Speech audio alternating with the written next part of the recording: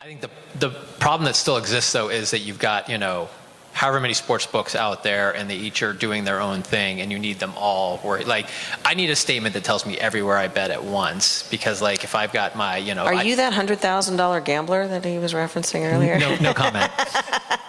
But no, and I think that, responsible gaming has come a long way, and it's actually becoming something that you hear. It's, it's not like a single panel on in front of 5 people at a conference. It's part of this broader thing, but it feels like, especially on the influencer side of it, we have a podcast with Andre Iguodala and Evan Turner called Point Forward, where DraftKings is the presenting sponsor, and so we include various language that changes week after week, but it's also, I'm the one that records the little problem gambling segment, and then we speed it up to 25 seconds.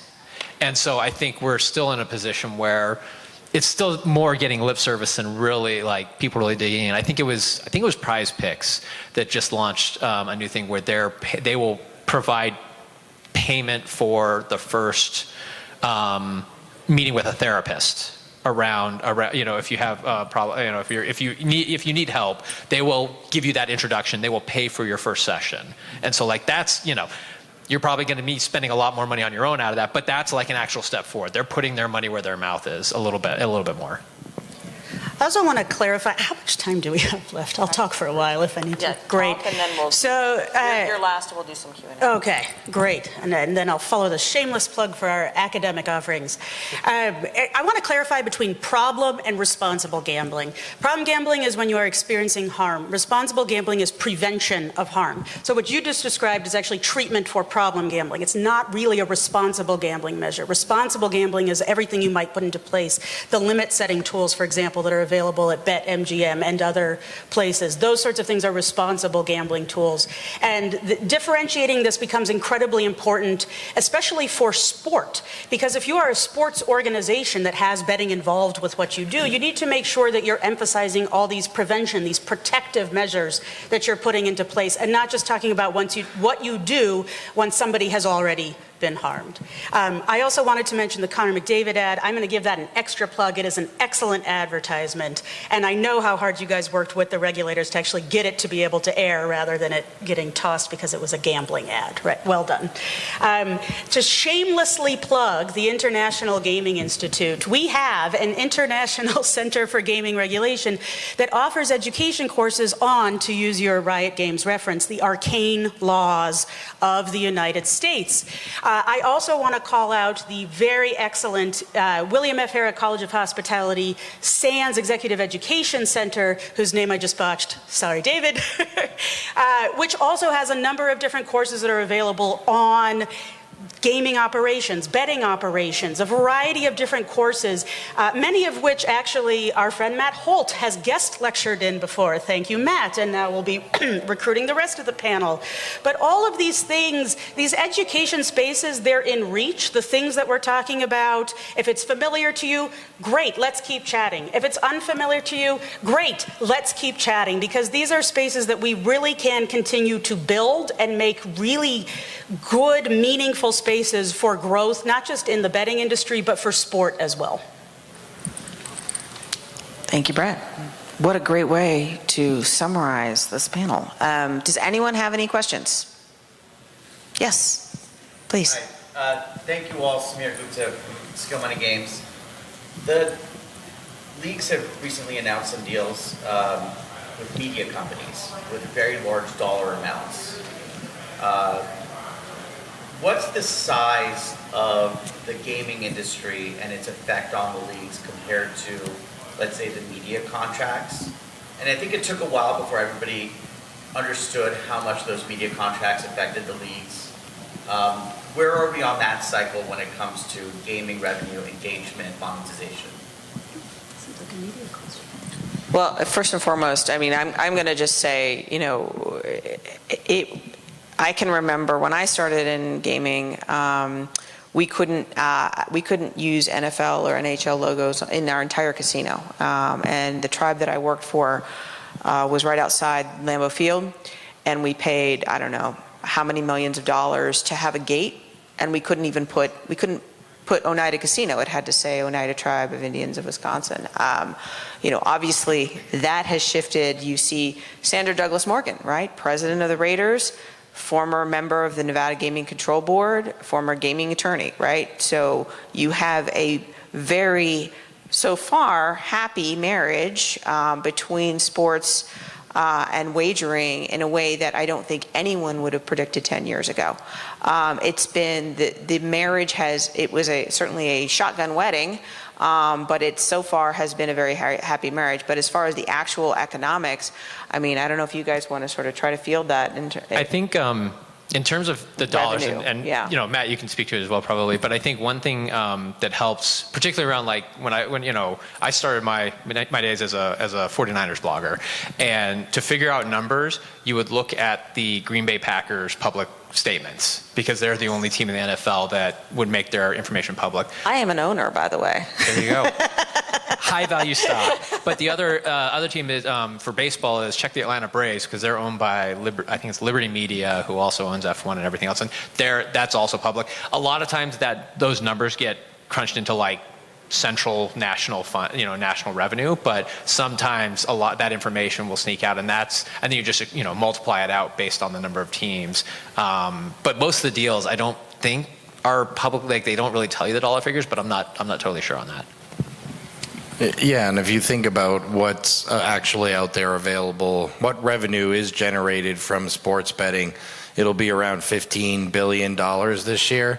Traditionally, sports betting held 4.5%. If John bets $110 to win 100 on the Raiders, and Brett bets $110 to win 100 on the 49ers, me as the sports book, I have $220, and of course the Raiders win, so I give John his 110 back plus the 100 he wins. As a sports book, I'm left with 10 out of $220, or 4.54%. And sports books in Nevada would hold around 5% because of the amount of futures, the amount of parlays, the amount of teasers that they would also incorporate. But what we've seen is with new age betting, with new technology, with new types of wagers available, in-play betting, micro betting, more same-game parlay betting, is that those wagers have a higher hold percentage, and thus sports betting across the country now holds closer to 10% than the traditional 5% it did when we were betting on just the main three markets at a minus 110, 4.54% hold. So at about $150 billion wagered this year, there'll be about $15 billion of revenue. And of course, there's taxes and there's all the different types of fees and everything that's paid out. But that's the pot. The pot is around $15 billion, and where all those little micro pieces of the pot go is up for question. But I think we've sort of hit a stabilization point, and it's really an inflection point. Sports betting held 5% for 40, 50 years. Now we're at a point where, because of the new market types, new technology, sports betting operators can hold 10%, but there's also a lot more hands out for pieces of the pie than there's probably ever been. But they also, what you've also seen is traditional media going away, right? So you now have streaming services that are providing the content, where before you had your traditional networks. And so you're also seeing these deals where your streaming service is running odds and running ads, betting ads as part of that stream. So, just from a straight numbers perspective, yes, the hold is definitely higher, and there's a bigger pot, but there's also more revenue from the media streams, because they are able to engage with odds makers, with having. There are some channels that I've watched where they literally show the odds and the in-game percentages for each player that's on the ice during an NHL game, right? You've all seen that. So there's definitely more money in media. Is that our tune? Someone's playing me off the stage. You're gonna be your high score. David, did you have any follow-up on that? It seemed like No, you had. like I said, I think there's a lot of information specifically to like how much are the leagues making out of this, that's just not publicly known, and you wait for the reports, you wait for some of the. Eventually, that information will come out. It's just gonna, it's just you got to kind of keep, ear to the ground. Thank you. Any other questions? Yes, sir.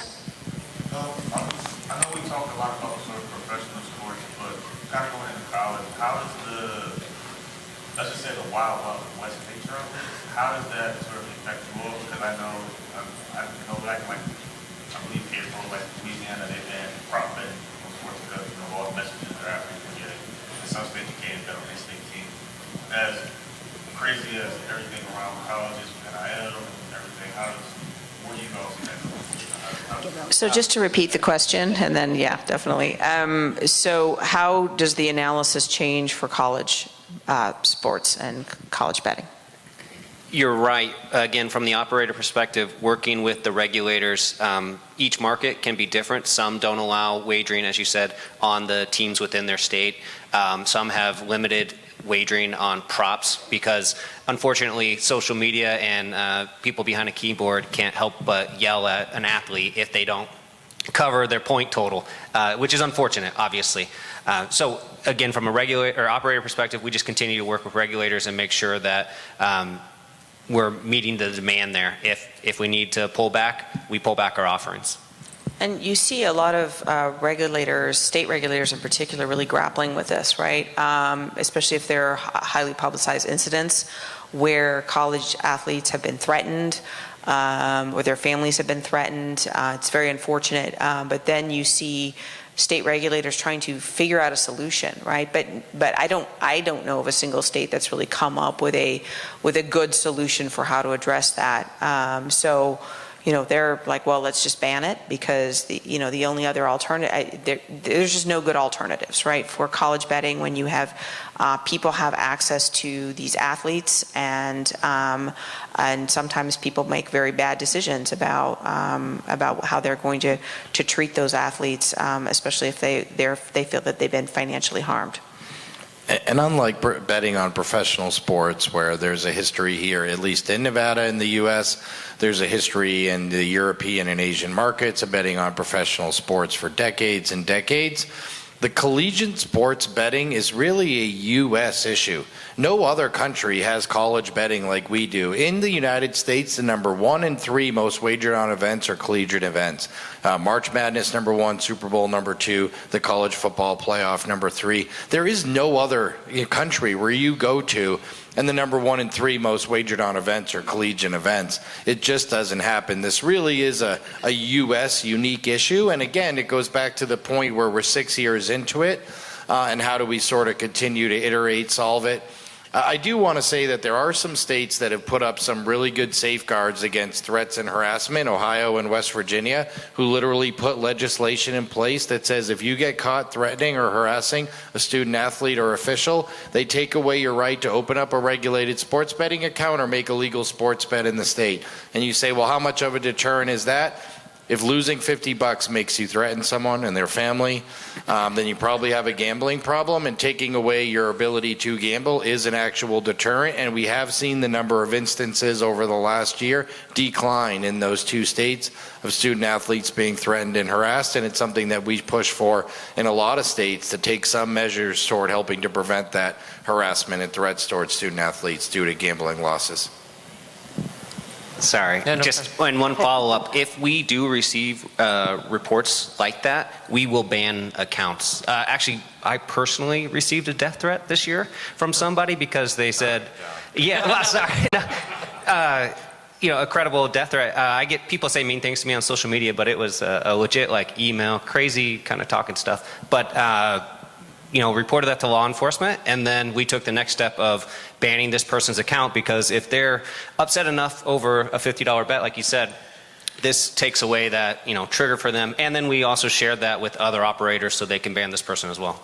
Yeah, I agree that there are ways for operators to handle it and regulators and so forth. I do think it is also more a social media problem than necessarily a betting problem, because I think you also get people threatening a player that transfers, or if a player loses a game, then they're getting awash with threats. And so, not to say that there aren't ways to approach it from that perspective, but I think that social media in general creates slightly significant issues in all this. Great question. Anyone else have any questions? Wonderful. Well, thank you so much to our panelists. This was a lot of fun.